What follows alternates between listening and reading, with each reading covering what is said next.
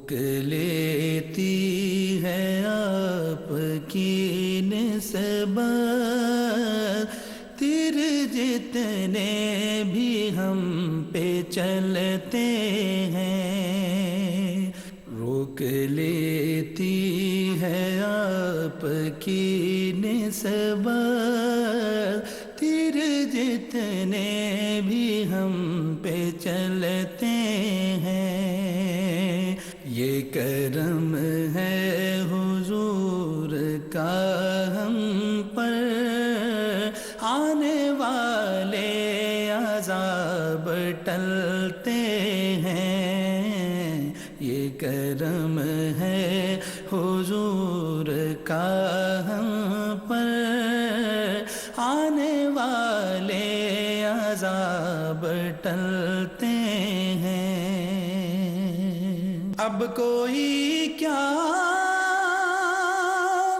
ہمیں گرائے گا، ہر سہارا گلے لگائے گا، اب کوئی کیا ہمیں گرائے گا، ہر سہارا گلے لگائے گا، ہم نے خود کو گرا لیا ہے وہاں، ہم نے خود کو گرا لیا ہے وہاں، گرنے والے جہاں سنبھلتے ہیں، روک لیتی ہے آپ کی نسبت تیر جتنے بھی ہم پہ چلتے ہیں، وہی بھرتے ہیں جھولیاں سب کی، وہ سمجھتے ہیں بولیاں سب کی، وہی بھرتے ہیں جھولیاں سب کی، وہ سمجھتے ہیں بولیاں سب کی، آؤ بازار مصطفیٰ کو چلیں، آؤ بازار مصطفیٰ کو چلیں، کھوٹ سے کہ وہیں پہ چلتے ہیں، آؤ بازار مصطفیٰ کو چلیں، کھوٹ سے کہ وہیں پہ چلتے ہیں، روک لیتی ہے آپ کی نسبت تیر جتنے بھی ہم پہ چلتے ہیں۔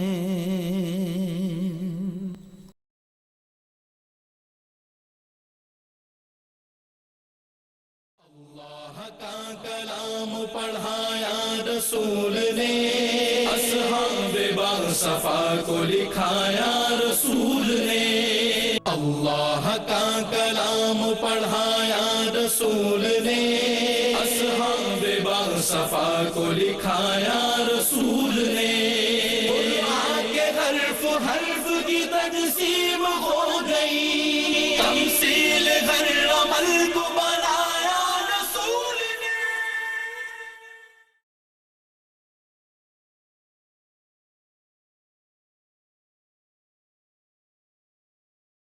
بسم اللہ الرحمن الرحیم،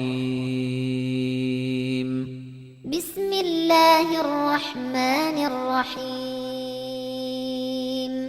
قل هو اللہ احد، قل هو اللہ احد، اللہ الصمد، اللہ الصمد، لم یلد ولم یولد، لم یلد ولم یولد، ولم يكن له كفوا أحد ولم يكن له كفوا أحد الحمد للہ رب العالمین والصلاة والسلام علی سید الانبیاء والمرسلین اما بعد اعوذ باللہ من الشیطان الرجیم بسم اللہ الرحمن الرحیم یا ایہا الذین آمنوا اذا تداینتم بدین الى اجل مسمى فاکتبوه صدق اللہ العظیم اللہم صلی علی محمد وعلی آل محمد وبارک وسلم رب اشرح لی صدری ویسر لی امری واحلل عقدۃ من لسانی یفقہوا قولی وجعل لی وزیرا من اہلی آمین یا رب العالمین۔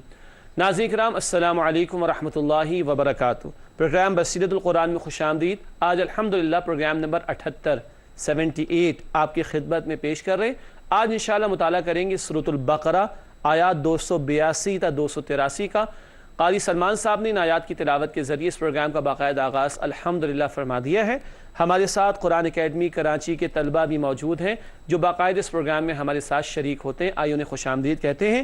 السلام علیکم ورحمۃ اللہ وبرکاتہ۔ وعلیکم السلام ورحمۃ اللہ وبرکاتہ۔ خیریت سے ہیں؟ الحمدللہ۔ سورۃ البقرہ اپنے ختام کو آ رہی ہے ماشاءاللہ الحمدللہ۔ جی ناظرین کرام، آج ہم 2 ہی آیتوں کا مطالعہ کریں گے اور انشاءاللہ آپ کو اندازہ بھی ہو جائے گا کہ فقط 2 آیتیں آج ہم کیوں سمجھنے کی کوشش کر رہے ہیں۔ لیکن سب سے پہلے ہم سب کی ترغیب اور تشویق اور یاد دہانی کے لیے ایک مبارک فرمان نبی پاک صلی اللہ علیہ وسلم کا آئیے قرآن سیکھیں اس حوالے سے۔ فرمان نبوی صلی اللہ علیہ وسلم: قرآن کریم کی فضیلت بقیہ کلاموں پر ایسی ہے جیسے خود اللہ تعالیٰ کی فضیلت ادنا مخلوق پر۔ اللہ اکبر۔ ناظرین کرام غور فرمائیے، قرآن کریم کی فضیلت بقیہ کلاموں پر ایسی ہے جیسے خود اللہ تعالیٰ کی فضیلت ادنا مخلوق پر۔ دنیا کی ساری کتابیں، سارے فلسفے، ساری تھیریز، ساری ڈسکوری، سب ایک جگہ۔ سب سے بہترین بات اللہ کی بات، سب سے بہترین کلام اللہ کا کلام۔ جیسے اللہ کی فضیلت ادنا ترین مخلوق پر ہے، ایسے اللہ کے کلام کی فضیلت ادنا ترین مخلوق کیا؟ ساری ہی مخلوق کے سارے کلاموں پر اللہ کی فضیلت ایسے جیسے خود اللہ کی فضیلت ادنا ترین مخلوق پر۔ اللہ ہمیں یقین عطا فرمائے اور اپنے کلام سے مزید ہمیں ہمارے تعلق کو مضبوط کرنے کی توفیق عطا فرمائے۔ آمین۔ ناظرین کرام آئیے اب اپنی ترتیب کے مطابق آگے بڑھتے ہیں اور آج کی زیر مطالعہ 2 آیات 282 اور 283 البقرہ، ان آیات کا ترجمہ سمجھتے ہیں۔ آیتیں 2 ہیں، ترجمہ بہت طویل ہے، آئیے مطالعہ کرتے ہیں اور سمجھتے ہیں۔ فرمایا: اے ایمان والو، جب تم ایک دوسرے کو قرض دو ایک طے شدہ مدت تک کے لیے تو اسے لکھ لیا کرو، اور چاہیے کہ تمہارے درمیان لکھے ایک کاتب عدل کے ساتھ، اور کاتب لکھنے سے انکار نہ کرے، جیسے اللہ نے اسے سکھایا ہے بس اسے لکھ دینا چاہیے، اور لکھوائے وہ شخص جس کے ذمے قرض ہے، اور وہ ڈرتا رہے اپنے رب اللہ سے اور اس میں کچھ بھی کمی نہ کرے۔ پھر اگر وہ جس کے ذمے قرض ہے ناسمجھ یا کمزور ہے یا اس قابل نہ ہو کہ لکھا سکے، تو چاہیے کہ لکھائے اس کا ولی عدل کے ساتھ، اور بنا لیا کرو 2 گواہ اپنے مردوں سے۔ پھر اگر نہ ہو 2 مرد تو پھر 1 مرد اور 2 عورتیں جن کو بھی تم پسند کرتے ہو گواہوں کے طور پر۔ اگر ان دونوں عورتوں میں سے ایک بھول جائے تو ایک یاد کرائے دوسری کو، اور نہ انکار کرے گواہ جب بھی وہ بلائے جائیں، اور سستی نہ کرو اسے لکھنے میں، خواہ قرض چھوٹا ہو یا بڑا ہو، جبکہ وہ ہو ایک مقررہ مدت کے لیے۔ ایسا کرنا عدل کے قریب ہے اللہ کے نزدیک، اور گواہی کو درست قائم رکھنے والا ہے، اور اس کے زیادہ قریب ہے کہ تم شک نہ کرو، سوائے اس کے کہ فوری لین دین ہو جو تم آپس میں کر رہے ہو، تو تم پر کوئی گناہ نہیں ہے کہ تم اسے نہ لکھو، اور گواہ ضرور بنا لیا کرو جب خرید و فروخت کرو، اور نقصان نہ پہنچایا جائے لکھنے والے کو اور نہ ہی گواہ کو، اور اگر تم ایسا کرو گے تو پھر یہ بے شک گناہ کی بات ہے تمہاری طرف سے، اور بچو اللہ کی نافرمانی سے، اللہ تمہیں سکھاتا ہے اور اللہ ہر چیز کو خوب جاننے والا ہے۔ اور اگر تم سفر میں ہو اور نہ پاؤ کوئی لکھنے والا تو پھر گروی رکھوانا ہے کوئی شے، پھر اگر اعتبار کر لے کوئی تم میں سے دوسرے پر، پس چاہیے کہ ادا کر دے وہ جس پر اعتبار کیا گیا ہے اس کی امانت کو، اور اسے چاہیے کہ ڈرتا رہے اپنے رب اللہ سے، اور مت چھپاؤ گواہی کو، اور جس کسی نے گواہی کو چھپایا تو پھر بے شک وہ دل کا گناہ گار ہے، اور جو کچھ تم کر رہے ہو اللہ اسے جاننے والا ہے۔ ناظرین کرام، آپ نے محسوس کیا خاصا طویل ترجمہ مجھے آپ کے سامنے پڑھنا پڑا ہے، پیش کرنا پڑا ہے، اس کی وجہ آگے آپ کے سامنے رکھیں گے انشاءاللہ تعالی، مگر اپنی ترتیب کے مطابق آگے چلتے ہیں اور سب سے پہلے ربط آیات کو جاننے کی کوشش کرتے ہیں۔ ربط آیات میں پہلی بات لکھی ہے، گزشتہ آیات میں قرض پر سود لینے کے بارے میں شدید ترین وعید کا بیان تھا۔ آپ میں سے کوئی بتائے گا کون سی وعید بیان ہوئی تھی؟ جی حسنین بتائیں گے؟ جی وہ اللہ اور اس کے رسول سے جنگ کا معاملہ تھا۔ اللہ اکبر، اللہ اور اس کے رسول صلی اللہ علیہ وسلم سے جنگ کی دھمکی تھی اللہ کی طرف سے۔ یہ ہے جو لکھا ہے ہم نے، گزشتہ آیات میں قرض پر سود لینے کے بارے میں شدید ترین وعید کا بیان تھا۔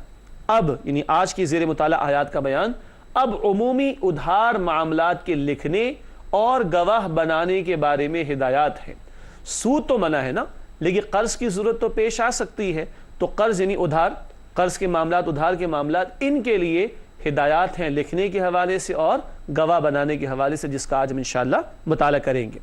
ناظرین کرام، ربط آیات کے بعد چلتے ہیں تعارف کی طرف، جن موضوعات پر گفتگو رہے گی آئیے ان کا ایک مختصر جائزہ۔ پہلی بات، قرض جیسے حساس معاملات کے بارے میں قرآنی ہدایات کا بیان۔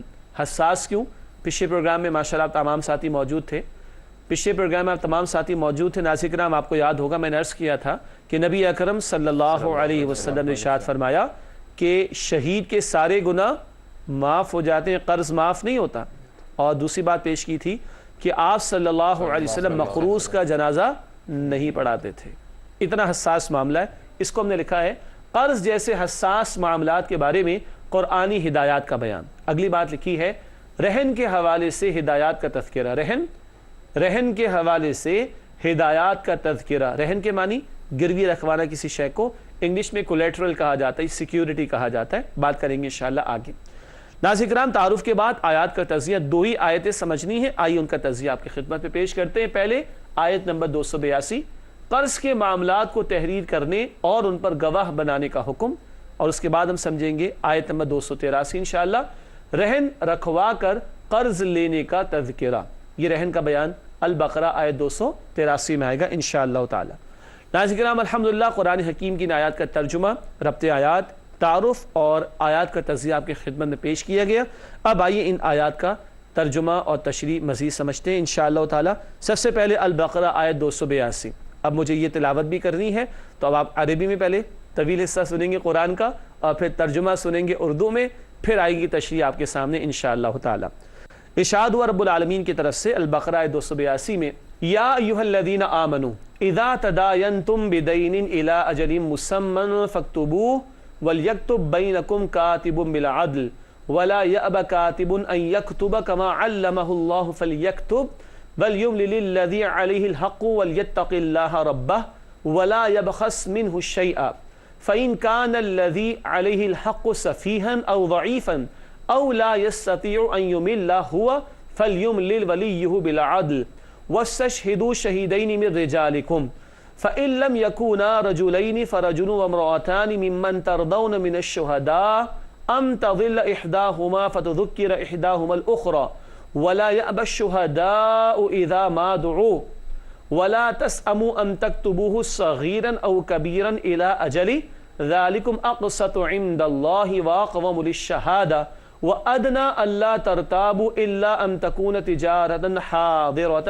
تديرونها بينكم فليس عليكم جناح ألا تكتبوها واشهدوا إذا تبايعتم ولا يضار كاتب ولا شهيد وإن تفعلوا فإنه فسوق بكم واتقوا الله فَيُعَلِّمُكُمُ اللَّهُ وَاللَّهُ بِكُلِّ شَيْءٍ عَلِيمٌ۔ ناظرین کرام، یہ ایک آیت ہے البقرہ آیت 282۔ اب آئیے اس کا ترجمہ بھی سمجھتے ہیں ایک مرتبہ پھر، رب العالمین کی طرف سے جو ارشاد ہوا اس کا مفہوم۔ فرمایا، اے ایمان والو، جب تم ایک دوسرے کو قرض دو ایک طے شدہ مدت تک کے لیے تو اسے لکھ لیا کرو، اور چاہیے کہ تمہارے درمیان لکھے ایک کاتب عدل کے ساتھ، اور کاتب لکھنے سے انکار نہ کرے، جیسے اللہ نے اسے سکھایا ہے پس اسے لکھ دینا چاہیے، اور لکھوائے وہ شخص جس کے ذمے قرض ہے، اور وہ ڈرتا رہے اپنے رب اللہ سے اور اس میں کچھ بھی نہ کمی کرے۔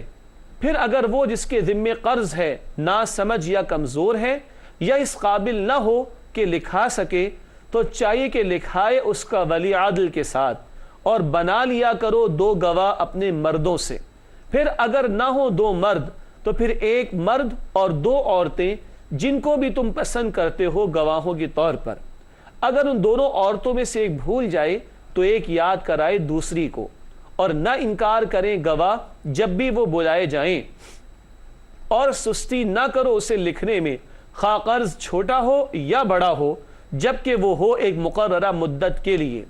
ایسا کرنا عدل کے قریب ہے اللہ کے نزدیک، اور گواہی کو درست قائم رکھنے والا ہے، اور اس کے زیادہ قریب ہے کہ تم شک نہ کرو، سوائے اس کے کہ فوری لین دین ہو جو تم آپس میں کر رہے ہو، تو تم پر کوئی گناہ نہیں ہے کہ تم اسے نہ لکھو۔ اور گواہ ضرور بنا لیا کرو جب خرید و فروخت کرو، اور نقصان نہ پہنچایا جائے لکھنے والے کو اور نہ ہی گواہ کو، اور اگر تم ایسا کرو گے تو پھر یہ بے شک گناہ کی بات ہے تمہاری طرف سے، اور بچو اللہ کی نافرمانی سے۔ اللہ تمہیں سکھاتا ہے اور اللہ ہر چیز کو خوب جاننے والا ہے۔ ناظرین کرام، یہ ہے ترجمہ سورۃ البقرہ آیت 282 کا۔ اب آئیے اس کی تشریح کی طرف چلتے ہیں، اور وہیں سے آپ کو معلوم ہو جائے گا کہ آج معاملہ کیا ہے۔ تشریح میں پہلی بات لکھی ہے قرآن مجید کی طویل ترین آیت، یہ تھا جس کی وجہ سے عربی متن بھی بہت طویل آپ نے سماعت فرمایا اور ترجمہ بھی بہت طویل آپ نے سماعت فرمایا۔ ٹھیک ہے بھائی، سمجھ میں آ گئی بات؟ کیوں اتنا وقت لگا؟ البقرہ کی آیت 282 قرآن مجید کی طویل ترین آیت ہے، اور نوٹ کیجئے گا یہ طویل ترین آیت کس موضوع پر آگے لکھا ہے؟ ادھار معاملے کے حوالے سے مندرجہ ذیل ہدایات دی گئی ہیں۔ ابھی 10 باتیں سمجھنی ہیں انشاءاللہ، اس میں بھی تفصیل، جب آیت طویل ہے تو تشریح بھی طویل ہوگی، لیکن ناظرین کرام نوٹ کیجئے پورے قرآن کی طویل ترین آیت معاملات کے بارے میں، ڈیلنگز کے بارے میں، قرض کا لین دین، اس کو لکھوانا، اس پر گواہ بنانا۔ گویا ہمارا دین ایک کمپلیٹ کوڈ آف لائف ہے۔ ہمارا دین موڈس آف ورشپ بھی عطا کرتا ہے، عبادات بھی عطا فرماتا ہے، اور ہمارا دین زندگی کے معاملات بھی سکھاتا ہے، اور زندگی کے ڈے ٹو ڈے افیئرز کے بارے میں بھی رہنمائی عطا کرتا ہے۔ خود ایک آیت جو طویل ترین آیت قرآن کی، اس میں معاملات کا بیان بتا رہا ہے کہ ہمارا دین معاملات کو کتنی اہمیت دیتا ہے۔ آئیے اب چلتے ہیں اس آیت کی تشریح کے حوالے سے 10 باتوں کو سمجھنے کی طرف۔ لکھا ہے ادھار معاملے کے حوالے سے مندرجہ ذیل ہدایات دی گئی ہیں۔ نمبر 1، ادھار ہمیشہ یک طرفہ ہونا چاہیے، یعنی جنس پوری دے دی جائے یا قیمت پوری ادا کر دی جائے۔ میں کہہ رہا ہوں کہ بھائی میں آپ کو یہ سیل آؤٹ کر رہا ہوں، ٹھیک ہے، تو میں پوری کی پوری شے آپ کے حوالے کر دوں اور آئندہ آپ مجھے اس کی پیمنٹ دے دیں گے، یا آج بعض اوقات ایک سیل ایڈوانس میں بھی ہو جاتی ہے، یا ایک پرچیزنگ ایڈوانس میں ہو جاتی ہے کہ آج میں نے آپ کو یہ قیمت پوری کی پوری دے دی اور آپ مجھے 1 مہینے بعد اس کی ڈیلیوری فراہم کر دیں گے۔ جنس کہتے ہیں کسی شے کو یا کموڈٹی کو انگلش میں۔ لکھا ہے ادھار ہمیشہ ایک طرفہ ہونا چاہیے، یعنی جنس پوری دے دی جائے یا قیمت پوری ادا کر دی جائے۔ یہ تو ایک اصول ہم نے لکھا ہے۔ ناظرین کرام، اس میں پھر علماء نے اور تفاصیل بیان فرمائی۔ ہم کیونکہ مختصر بیان پر ہی اکتفا کرتے ہیں، لیکن علماء کی تفاسیر کا مطالعہ کریں گے تو آپ کو اس میں زراعت کے مسائل بھی ملیں گے اور دیگر تفصیلی ہدایات بھی انشاءاللہ تفاسیر میں ملیں گی۔ ناظرین کرام، ابھی ہم نے ایک بات سمجھی ہے اس آیت کی تشریح کے حوالے سے، کیونکہ خود ترجمہ اور متن خاصا طویل تھا، اور اب وقت ہو گیا ہے مختصر سے وقفے کا۔ وقفے سے واپس آ کر بقیہ 9 نکات اس آیت کی تشریح کے آپ کے سامنے رکھیں گے انشاءاللہ۔ آج ہم البقرہ کی آیت نمبر 282 اور 283 کا مطالعہ کر رہے ہیں۔ وقفے سے پہلے البقرہ آیت نمبر 282 کا ترجمہ آپ کی خدمت میں پیش کیا گیا۔ یہ بھی بیان ہوا کہ یہ قرآن کی طویل ترین آیت ہے، اور یہ بھی ذکر ہوا کہ ادھار کے معاملے کے حوالے سے ہدایات دی جا رہی۔ پہلی ہدایت ہم نے سمجھی تھی کہ ادھار ہمیشہ ایک طرفہ ہونا چاہیے، یعنی جنس پوری دے دی جائے یا قیمت پوری ادا کر دی جائے۔ اب آئیے بقیہ 9 نکات پر بات کرتے ہیں اس ایک آیت کے ذیل میں۔ دوسری بات لکھی ہے ادھار معاملہ میعادی ہونا چاہیے، یعنی ایک طے شدہ مدت کے لیے ہو۔ میعاد وقت کو کہتے ہیں، یہ نہیں کہ ہاں میں نے آپ سے پیسے لیے میں دے دوں گا، نہ اچھا چلو چند مہینوں بعد دے دوں گا، نہ کس ڈیٹ کو لے رہے ہو اور کس ڈیٹ کو واپس کرو گے یہ متعین ہونا چاہیے، اس کی میعاد، اس کا وقت مقرر ہونا چاہیے۔ تیسری بات کی طرف چلتے ہیں، معاملے کو ضبط تحریر میں لایا جائے۔ ضبط تحریر کا مطلب should be put in writing، لکھ لینا چاہیے اس کو۔ یہ بہت سادہ ترین بھی ہو سکتا ہے اور یہ بہت کمپلیکیٹڈ بھی ہو سکتا ہے۔ سادہ ترین 2 دوستوں کے درمیان معاہدہ ہوا، لکھ لیا اور 2 افراد کے سائن لے لیے، گواہ بنا لیا ان کو۔ اور پیچیدہ ترین کیا ہو سکتا ہے؟ 2 اداروں کے درمیان ڈاکیومنٹیشن ہوگی، 2 گورنمنٹس کے درمیان، اس میں انٹرنیشنل کوئی گارنٹی بھی انوالو ہو جائے گی۔ تو سمپل سے لے کے انتہائی کمپلیکیشنز تک یہ تحریر جا سکتی ہے۔ چوتھی بات، معاملے کی تحریر وہ قلم بند کرائے، قلم بند لکھنا، معاملے کی تحریر وہ قلم بند کرائے جس پر قرض کا بوجھ آ رہا ہے، یعنی جو لے رہا ہے وہ لکھوائے۔ اگر وہ معذور ہے تو اس کی طرف سے ولی یہ کام سر انجام دے۔ معذوری کئی نوعیت کی ہو سکتی ہے، کچھ عقل ایسی ہے کہ شاید وہ پوری بات لکھوانے کی پوزیشن میں نہیں، یا لکھوانے کا معاملہ کچھ کمپلیکیشنز کا شکار ہے، تو اس کو کسی بڑے کی سرپرستی کی ضرورت ہے۔ اور اگر انٹرنیشنل لیول پر لے جائیں، اگر 2 حکومتیں انوالو ہوں تو سکتا ہے زبان کا ڈیفرنٹ ہو جانا، تو پھر کسی کو انگیج کرنا پڑے گا، کسی کی کنسلٹنسی کی سروسز لینی پڑیں گی، کسی کی کوئی اور سروسز لینی پڑے گی، بہت کچھ اس میں بیان کیا جا سکتا ہے۔ تو اگر وہ قرض لینے والا معذور ہے، کوئی مسئلہ ہے اس کے ساتھ، تو اس کی طرف سے ولی یہ کام سر انجام دے۔ ایک شخص ہو سکتا ہے لکھنا نہ جانتا تو وہ لکھوا لے کسی سے، اپنے سرپرست سے، بڑے سے۔ پانچویں بات، تحریر واضح ہو اور اس میں مبہم اسلوب اختیار نہ کیا جائے۔ میں نے چند ہزار روپے لیے ہیں اور میں چند دنوں کے بعد فلاں موقع پر ادا کر دوں گا، یہ چند کیا ہوتا ہے بھائی؟ نہ میں نے 2000 روپے لیے ہیں، میں نے 2 لاکھ روپے لیے ہیں، میں چند دنوں بعد نہیں، وہ پہلے بات آ چکی، متعین ہونا چاہیے، ابہام نہ ہو، تحریر واضح ہو اور اس میں مبہم اسلوب اختیار نہ کیا جائے۔ مبہم کہتے ہیں جس میں کچھ ڈاؤٹ ہو، جس میں کوئی شک آ جائے۔ چھٹی بات، باہمی رضامندی سے 2 مسلمان مردوں کو معاملے پر گواہ بنایا جائے۔ یہ باہمی رضامندی بہت امپورٹنٹ ہے، اور کارپوریٹ لاء میں ناظرین کرام آپ کے علم میں ہوگا کورژن کہا جاتا ہے زبردستی کا معاہدہ کرانے کو۔ زبردستی نہیں چلتی اسلام کے اندر، باہمی رضامندی کے ساتھ معاہدہ ہونا چاہیے، جس کو فری کنسنٹ کہا جاتا ہے لاء کی زبان میں۔ باہمی رضامندی سے 2 مسلمان مردوں کو معاملے پر گواہ بنایا جائے۔ اگر 2 مرد دستیاب نہ ہو، 1 مرد اور 2 خواتین کو گواہ بنا لیا جائے، تاکہ بوقت ضرورت جب گواہی دینی پڑے تو مردوں کے سامنے ایک خاتون کی مدد کے لیے دوسری خاتون موجود ہو۔ اس کو تھوڑا سمجھ لیتے ہیں۔ لکھنے کے ساتھ ساتھ گواہ بنانے کی بات ہو رہی ہے، اور قرآن نے کہا تم میں سے ہوں تو مسلمانوں میں سے گواہ ہوں۔ مسلمانوں کے درمیان معاملہ، مسلمانوں میں سے گواہ بنائے جائیں، 2 مردوں کو گواہ بنایا جائے۔ اگر 2 مرد دستیاب نہیں تو 1 مرد اور 2 عورتوں کو گواہ بنا لیا جائے۔ کیوں؟ اگر ایک بھول جائے تو دوسری اس کو یاد دلا دے۔ اس کی بنیادی وجہ کیا ہے؟ اسلام نے عورت پر معاش کی ذمہ داری نہیں ڈالی، تو جب معاش کی ذمہ داری نہیں ڈالی تو بہت زیادہ معاملات زندگی جو معاش سے متعلق ہیں، اسلامی معاشرت کی بات کر رہا ہوں میں، تو ظاہری بات ہے عورتوں کا ان سے کوئی زیادہ فیملیئر ہونے کا معاملہ نہیں ہوگا۔ پھر اسلامی معاشرت اور مزاج کی بات کریں تو اسلام نے حجاب کا حکم بھی دے رکھا ہے، پردے کے احکامات بھی دے رکھے ہیں۔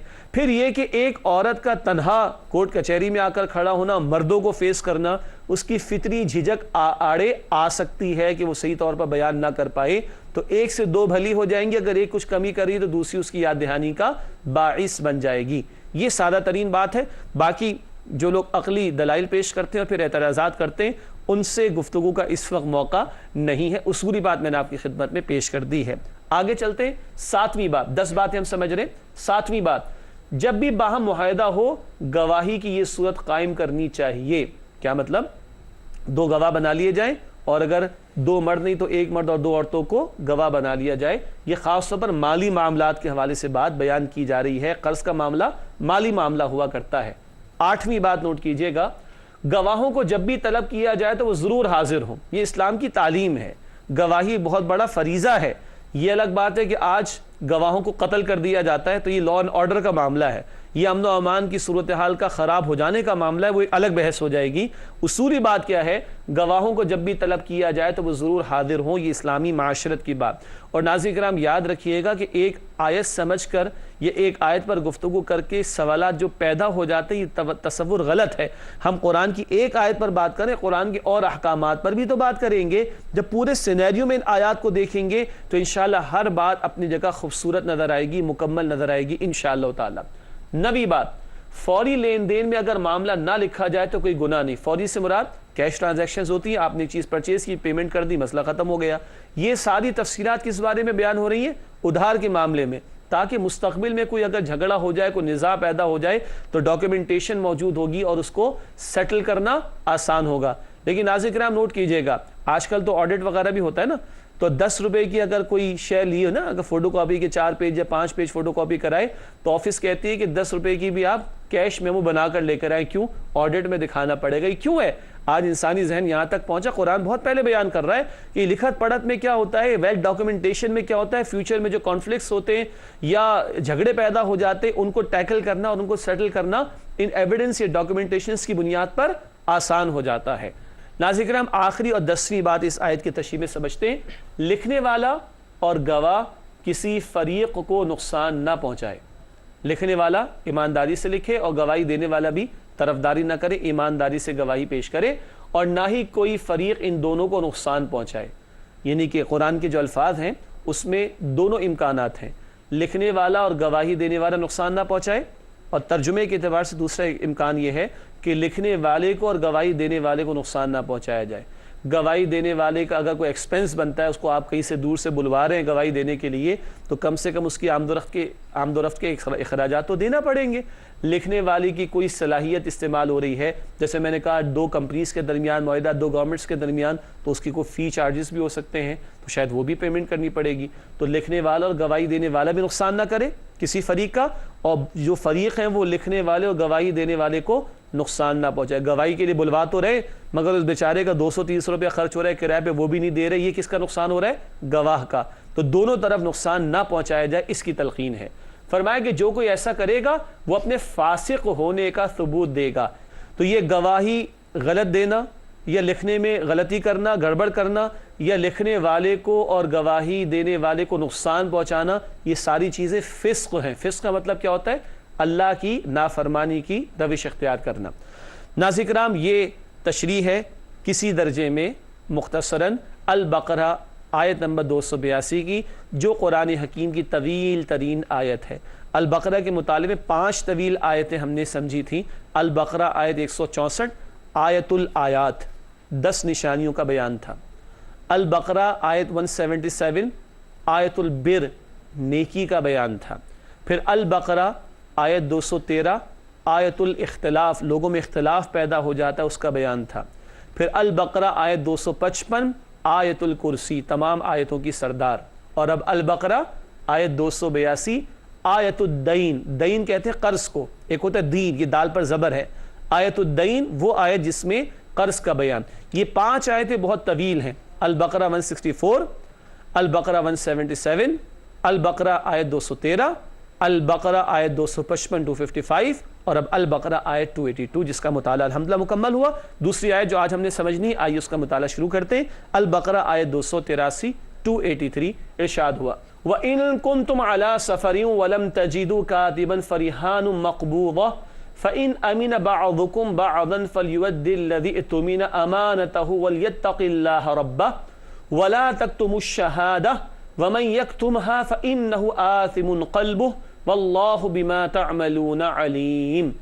سورۃ البقرہ آیت 283 ہے۔ آئیے ناظرین کرام اس کا ترجمہ سمجھتے ہیں۔ ارشاد ہوا اور اگر تم سفر میں ہو اور نہ پاؤ کوئی لکھنے والا تو پھر گروی رکھوانا ہے کوئی شے، پھر اگر اعتبار کر لے کوئی تم میں سے دوسرے پر، بس چاہیے کہ ادا کر دے وہ جس پر اعتبار کیا گیا ہے اس کی امانت کو، اور اسے چاہیے کہ ڈرتا رہے اپنے رب اللہ سے، اور مت چھپاؤ گواہی کو، اور جس کسی نے گواہی کو چھپایا تو پھر بے شک وہ دل کا گناہ گار ہے، اور جو کچھ تم کر رہے ہو اللہ اسے جاننے والا ہے۔ ناظرین کرام یہ ترجمہ البقرہ آیت 283 کا۔ آئیے اس کی اب تشریح کو سمجھتے ہیں۔ تشریح میں پہلی بات لکھی ہے ادھار معاملے کو ضبط تحریمی لانا ممکن نہ ہو تو مقروض کوئی شے گروی رکھوا کر بھی قرض لے سکتا ہے۔ حالت سفر کا ویسے بیان آیا، اب ممکن ہے گواہ موجود نہ ہو، ممکن ہے کچھ لکھت پڑھت کے لیے سامان موجود نہ ہو، تو ایسی صورت میں کوئی شے رہن یعنی گروی رکھوا کر قرض لیا جا سکتا ہے۔ بیان تو حالت سفر کا آیا، لیکن اگلی بات نوٹ کیجئے گا، رہن سے متعلقہ یہ اجازت سفر اور حضر دونوں کے بارے میں ہے۔ سفر اور حضر مشکل لفظ ہے تھوڑا، سفر ہم سب کو معلوم ہے، اور حضر جب ہم اپنے علاقے، اپنے وطن، اپنے گھر میں ہوں، تو چاہے ہم اپنے گھر میں ہوں یا حالت سفر میں، دونوں صورتوں میں رہن رکھوا کر قرض لیا جا سکتا ہے۔ رہن کو ہم نے کہا گروی رکھوانا، اور رہن کو انگلش میں کہتے ہیں کولیٹرل یا سیکیورٹی، تو کوئی شے as a security, as a collateral رکھوا کر قرض لیا جا سکتا ہے۔ بات واضح ہو رہی؟ اس میں چاہے لکھت پڑھت نہ بھی ہو، یہ رہن رکھوا کر بھی قرض لیا جا سکتا ہے، مگر اس میں ایک بڑا امانت کا معاملہ ہے، آئیے اس کو سمجھتے ہیں۔ آگے لکھا ہے گروی رکھی گئی شے میں خیانت یا اس کا استعمال کرنا جائز نہیں۔ ایک شخص نے کوئی اپنا فرنیچر رکھوا دیا کسی کے پاس، کچھ اور شے رکھوا دی، کچھ اور جائیداد کے پیپرز وغیرہ رکھوا دیے، اب یہ کہے کہ کیونکہ 1 سال کے بعد آئے گا، چلو جب تک میں اس کی جائیداد جو ہے وہ رینٹ آؤٹ کر دوں یا کچھ اس طرح کو اس سے فائدہ اٹھا لوں، ایسا نہیں۔ جو شے رہن کے طور پر رکھوائی گئی اس سے فائدہ اٹھانا جائز نہیں، بلکہ یہ خیانت کا معاملہ ہو جائے گا۔ بات واضح ہو رہی؟ یعنی ایک شخص نے قرض لیا اور اس سے اپنی کوئی شے گروی رکھوا دی، تو جس کے پاس رکھوائی قرض دینے والے کے پاس اس کے لیے گروی جو رکھوائی گئی شے اس سے فائدہ اٹھانا جائز نہیں، یہ اصولی بات ہے۔ مزید اس میں تفسیرات ہیں جن کا مطالعہ تفاسیر میں کیا جا سکتا ہے۔ آگے چلتے ہیں، اگلی بات لکھی ہے رہن یا تحریر کے بغیر کسی کو قرض دیا گیا ہو تو قرض لینے والے کو قرض دینے والے کے اعتماد پر پورا اترنا چاہیے۔ کسی نے رہن کے بغیر دے دیا، تحریر کے بغیر دے دیا، جائز ہے، لیکن اس سے مشکلات آ سکتی ہیں۔ سوال آپ کا ہے کہ تم دیکھ لیں گے انشاءاللہ تعالی۔ اصولی بات کیا ہے؟ قرض ایک امانت ہے، اور تم پر کسی نے اعتبار کیا، تحریر بھی نہیں لی اور رہن بھی نہیں رکھوایا کچھ، اب اعتبار کیا گیا ہے تو اعتبار کو ٹھیس نہ پہنچائی جائے، اور قرض لینے والا قرض کو ادا کرنے کی کوشش کرے، باقی قرض ادا نہ کرے۔ تو شروع میں 2 احادیث ہم آج بھی سمجھ چکے ہیں، ناظرین کرام پچھلے پروگرام میں بھی آپ کے سامنے بیان کی جا چکی ہیں۔ آگے لکھا ہے گواہی چھپانے والا ضمیر کا مجرم ہے۔ مراد ہے کہ جو یہ گواہی کو چھپائے اور ان معاملات میں خیانت کرے، یہ ضمیر کا مجرم ہوگا۔ مراد دل میں خوف خدا موجود نہیں، تبھی وہ دھڑلے کے ساتھ کسی کا مال بھی ہڑپ کرے گا، خیانت بھی کرے گا۔ اللہ تعالیٰ اس برائی سے ہم سب کی حفاظت فرمائے۔ آخری بات لکھی ہے کہ اللہ تو سب کو جانتا ہے نا، اس کے ذیل میں لکھا ہے آج چھپائی گئی گواہی کل آخرت میں تو ظاہر ہو ہی جائے گی۔ کتنا چھپا لیں گے اور کتنا چھپیں گے؟ ناظرین کرام کہ اللہ سے چھپنا ممکن ہے؟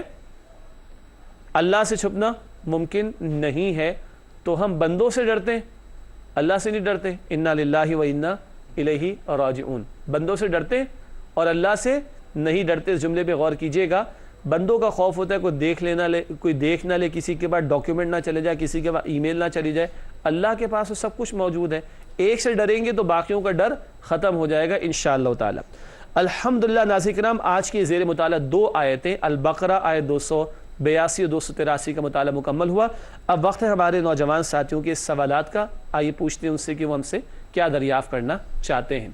جی پہلا سوال آپ ہی کریں گے انشاءاللہ۔ جی اسلام جی آیت نمبر 282 میں جو فرمایا گیا کہ جو بھی چھوٹے موٹے معاملات ہیں انہیں آپ فوراً کر دیا کرو، اور اس میں لکھت پڑھت کی ضرورت نہیں ہے، لیکن جو بڑے معاملات ہوتے ہیں جیسے لاکھوں کی تعداد میں یا کروڑوں تک، اربوں تک، اس میں معاملات ہوتے ہیں لیکن دوستی کے اعتبار سے لکھا نہیں جاتا، اعتماد کر کے جو ہے کہ آگے معاملہ بڑھا دیا جاتا ہے کہ میں تم پر اعتماد کرتا ہوں، کوئی مسئلہ نہیں ہے، دیکھ لیں گے بعد میں۔ اور بعد میں جب کسی ایک فریق کا انتقال ہو جاتا ہے یا کوئی ایسا معاملہ ہوتا ہے تو اب ورثہ کہتے ہیں کہ بھائی آپ کچھ ایسے ڈاکیومنٹس دکھائیں کہ جو آپ کے پاس پروف ہو کے آپ نے قرض دیا ہے یا ایسا کوئی معاملہ کیا ہے۔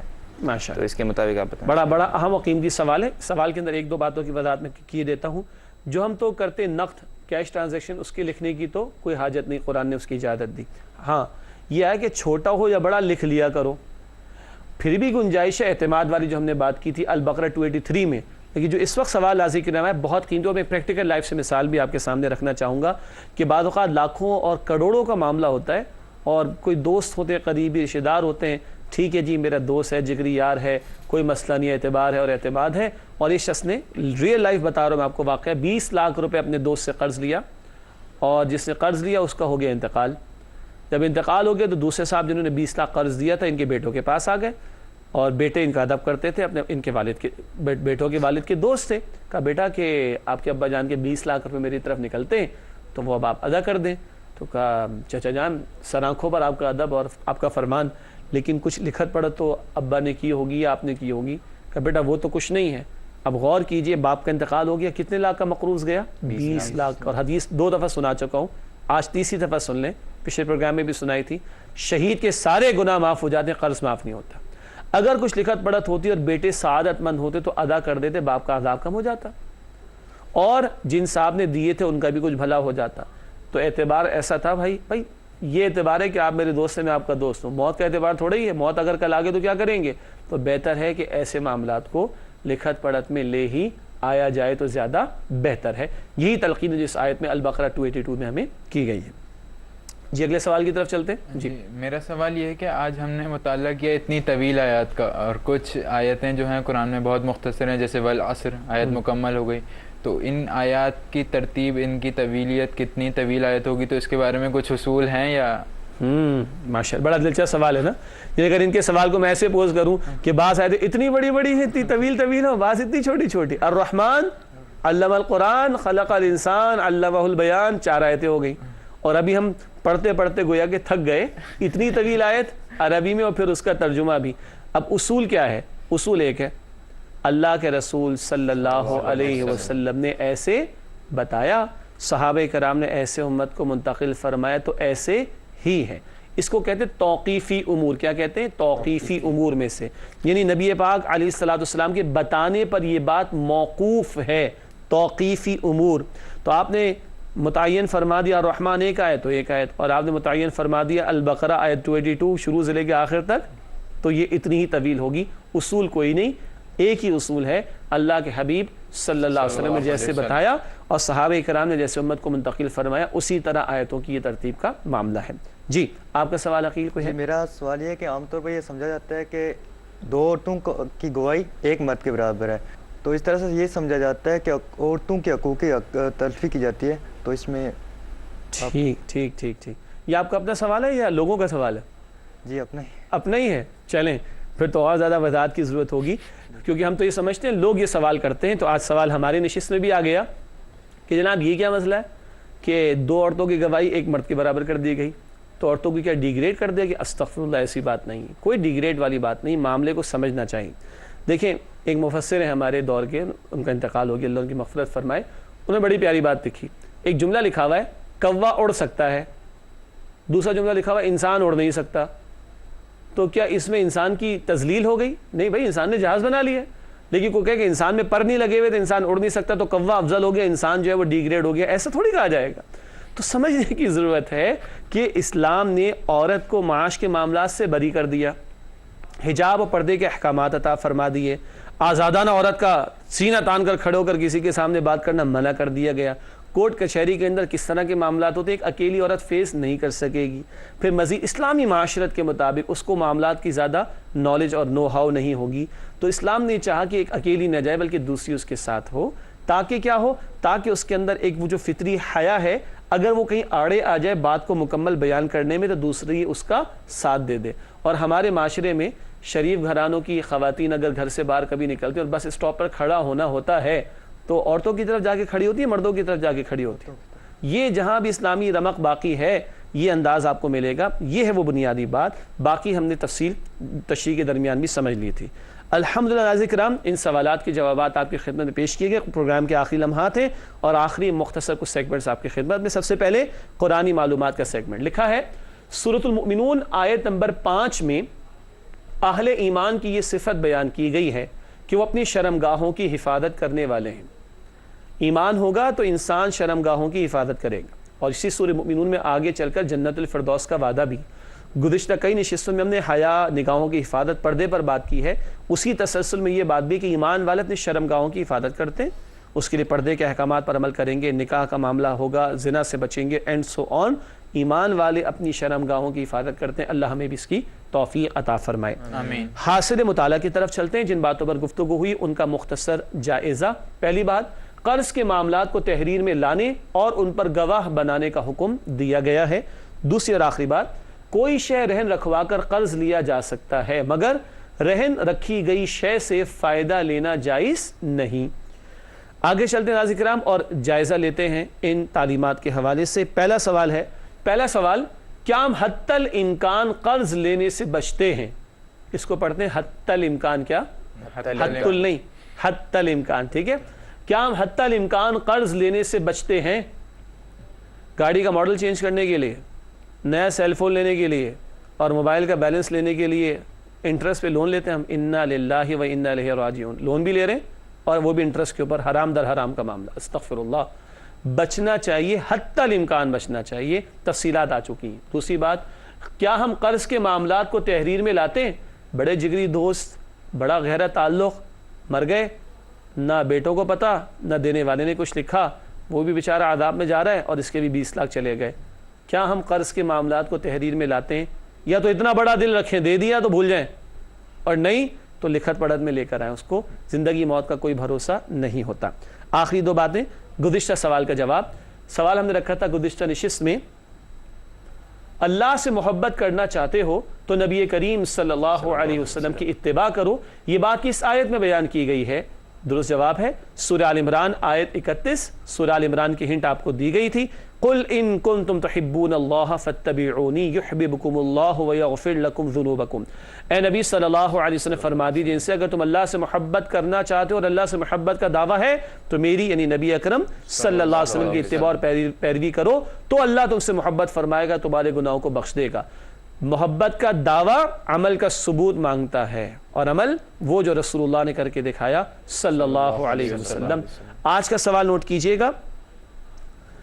لکھا ہے سوال میں، نماز قائم کرو، زکوٰۃ ادا کرو اور رسول صلی اللہ علیہ وسلم کی اطاعت کرو تاکہ تم پر رحم کیا جائے. بہت پیارا مقام ہے قرآن کا. یہ بات کس آیت میں بیان کی گئی ہے؟ نماز قائم کرو، زکوٰۃ ادا کرو اور رسول صلی اللہ علیہ وسلم کی اطاعت کرو تاکہ تم پر رحم کیا جائے. یہ بات کس آیت میں بیان کی گئی ہے؟ آج کی ہنٹ ہے سورہ نور. سورہ نور میں تلاش کیجئے گا، انشاءاللہ جواب ملے گا جو اگلے پروگرام میں آپ کی خدمت میں پیش کریں گے. ناظرین کرام، اسی کے ساتھ ہمارے پروگرام کا وقت مکمل ہوتا ہے. آپ تمام ساتھیوں کا بہت شکریہ. جزاکم اللہ خیرا کثیرا. ناظرین کرام، اللہ سے دعا ہے کہ اللہ تعالی ہم سب کے علم اور عمل میں اضافہ فرمائے اور اپنے کلام سے مزید ہمارے تعلق کو مضبوط کرنے کی توفیق عطا فرمائے. آمین. وآخر دعوانا ان الحمد للہ رب العالمین والسلام علیکم ورحمۃ اللہ وبرکاتہ.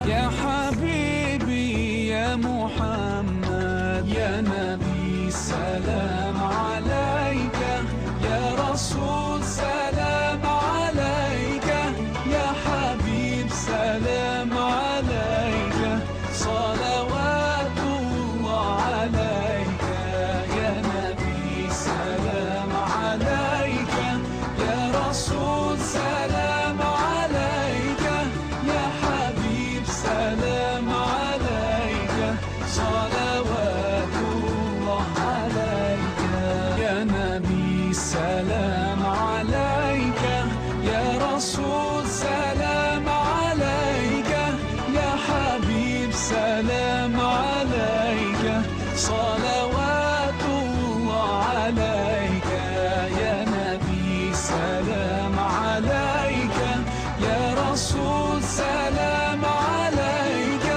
يا حبيب سلام عليك صلوات الله عليك يا نبي سلام عليك يا رسول سلام عليك يا حبيب سلام عليك